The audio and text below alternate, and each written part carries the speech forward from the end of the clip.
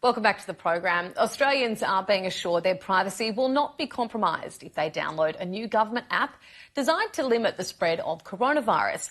Here to talk about the app and the rest of the week in politics, I'm joined by Ebony Bennett from the Australia Institute and Renee Gorman from the Institute of Public Affairs. Ebony, both of you, first of all, thanks for your time this afternoon. Ebony, first to you, would you download this app or do you have privacy concerns?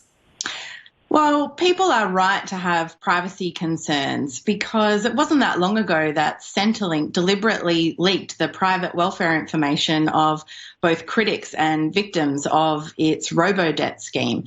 So if people have privacy concerns, the coalition government has no one but itself to blame. But I think the bigger problem here for the government is actually just getting people to download the app in sufficient numbers. For example, the Fires Near Me app, which was hugely popular, the number one app over the bushfire season over Black Summer, about 20% of the New South Wales population downloaded that, and the government says it needs about 40% of people to download this app in order for it to work.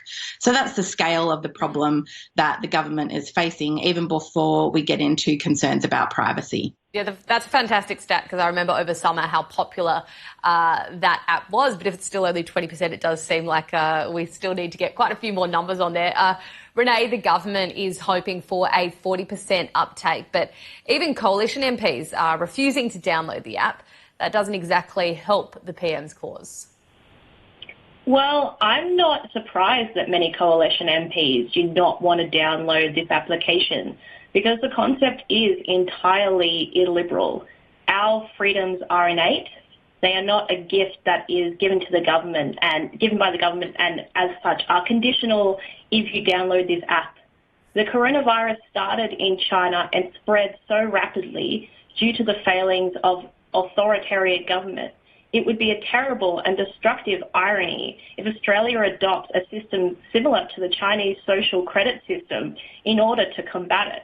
We must always make sure that the cure is not worse than the disease. And I think this does indicate that there are still members of the coalition who do value freedom and perhaps were the children of parents who suffered under authoritarian regimes, and as such know from experience that when it comes to handing over your personal freedom or your privacy to the government, it is always a slippery slope and caution is always advised. So I don't think Scott Morrison should be so shocked that his MPs have reacted like this if he really knew the principles and the history of the party that he's supposed to be representing.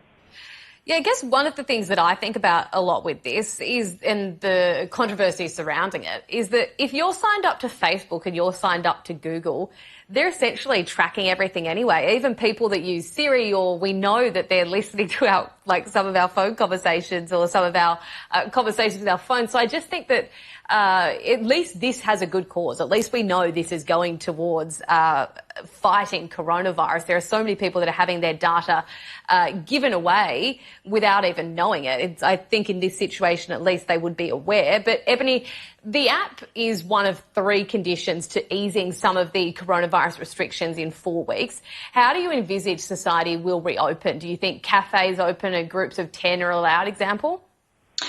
Well, very carefully, I would think. And really, it's up to the government to be transparent about the options that are available to it as it seeks to lift restrictions.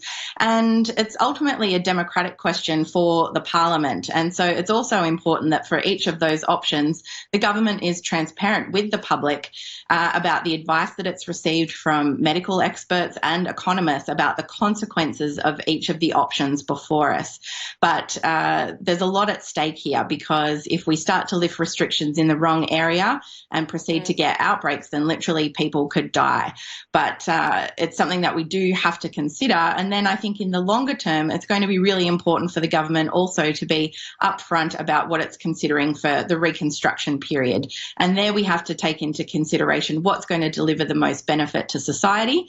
And that's going to be questions like which are the most labour-intensive industries that we can support, which involve the most local supply chains, and which are going to deliver the most long-lasting lasting benefits to us in the future. So things like the Garno advice to invest heavily in renewable energy infrastructure, one of Australia's competitive advantages, that's going to be something that we have to consider in the long term. But in the short term, transparency about the options and consequences is going to be crucial if the government is going to bring the public along with it here.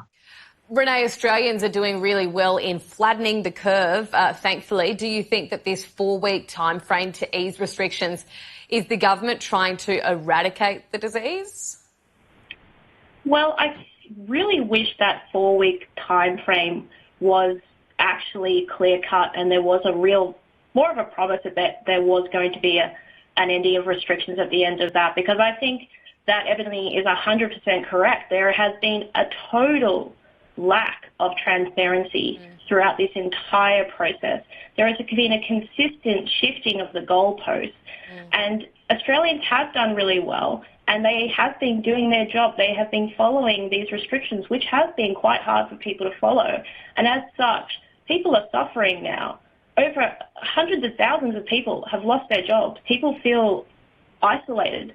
Studies are showing that 49% of Australians feel isolated right now. 29% of people feel depressed. And that's an absolute travesty. What Australian people need right now is hope, and they will only have that if they have a government that's being completely transparent and clear with them and laying out the plan going forward. My worry is the reason the plan is not being revealed is because there isn't really a clear plan from the government right now, and that is a real concern. But do you also think that maybe we don't have this? It would be hard for them to say, in a fortnight we're doing this, in a month we're doing that, because sometimes they just don't know. Even this, the Anglican Newmarch aged care facility in Western Sydney, we're seeing all of a sudden it's unfortunately and devastatingly for that one worker, but it's one worker that has essentially led to, I think, over 40 cases now in that one particular aged care facility. If they say to us in 2 weeks a cafe is opening, Renee, and then they have to retract that, don't you think that could do more harm than good?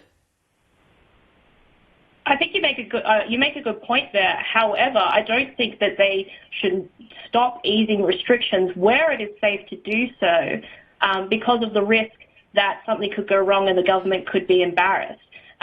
We shouldn't be locking people up just in case it could be embarrassing for the government. Where it is safe to lift restrictions, we should be lifting restrictions and giving freedom back to the Australian people and worrying more about how they're feeling instead of whether the government should be embarrassed. Of course, if there was another outbreak, we should do every step to fix that. But I do think that there have been examples all across the world of safe unwinding of restrictions and people slowly going back. Obviously, this is not a cut and dry, go back to exactly the way it was, but we need to be looking at safe ways for people to be returning to normal life. Yeah, I just fear that if we relax the restrictions and then there's a huge outbreak and we had to go back into lockdown, or they had to retract some of the restrictions, that people wouldn't be as cooperative as they have been the first time. But let's leave that for a moment. Let's go on to schools now. Ebony, how do you think that this has been handled? Scott Morrison clearly wants normal face-to-face lessons returned as soon as possible, but some states, Victoria being one of them, is really holding out.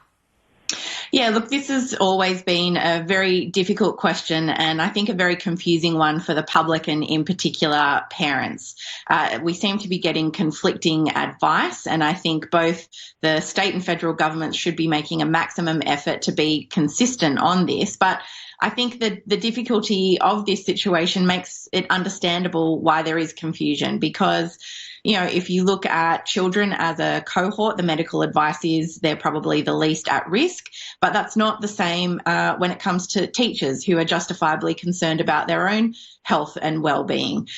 Parents are getting conflicting advice between state and federal governments. I think the federal government's rightly concerned about the education of children long-term, although I did note earlier this week studies out from Christchurch showed that after a period of children being away from school there after the earthquake, that they bounced back quite well in their test results. But for states, they'll be thinking, well, if we open schools back up again, are we risking an outbreak? And they won't want their hospitals to be overwhelmed. So there's a lot going on there, and I think it's understandable with such a difficult question for governments ahead of them.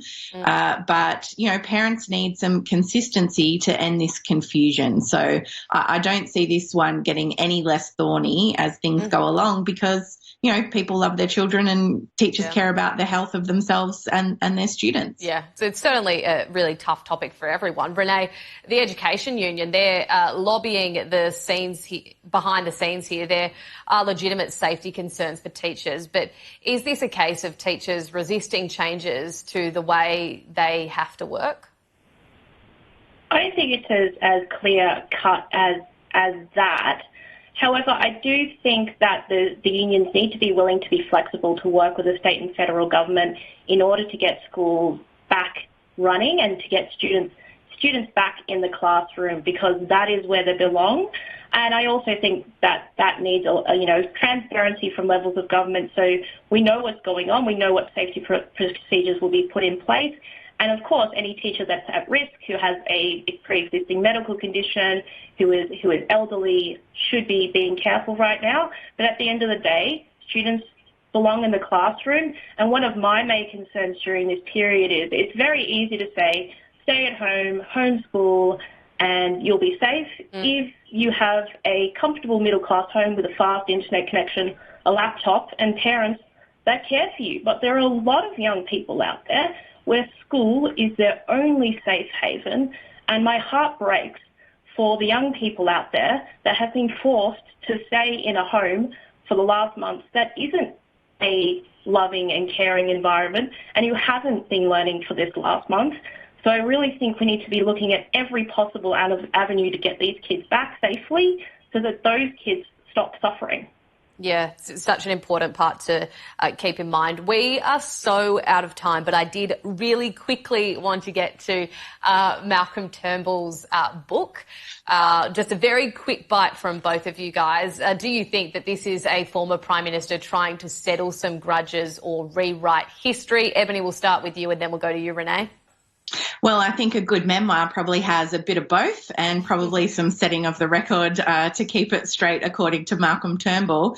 But let's not forget, the Prime Minister was ousted by radical members of his own party because he was trying to attempt to reduce emissions through the National Energy Guarantee. So let's hope that the Morrison government keeps its newfound respect for science and evidence-based policy.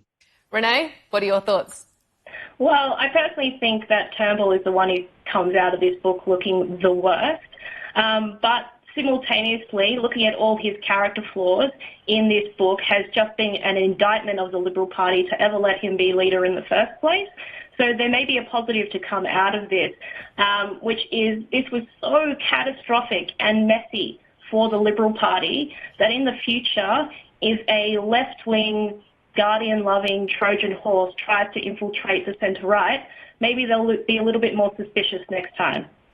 Okay, Ebony Bennett from the Australia Institute and Renee Gorman from the Institute of Public Affairs, thank you both so much for your time this afternoon.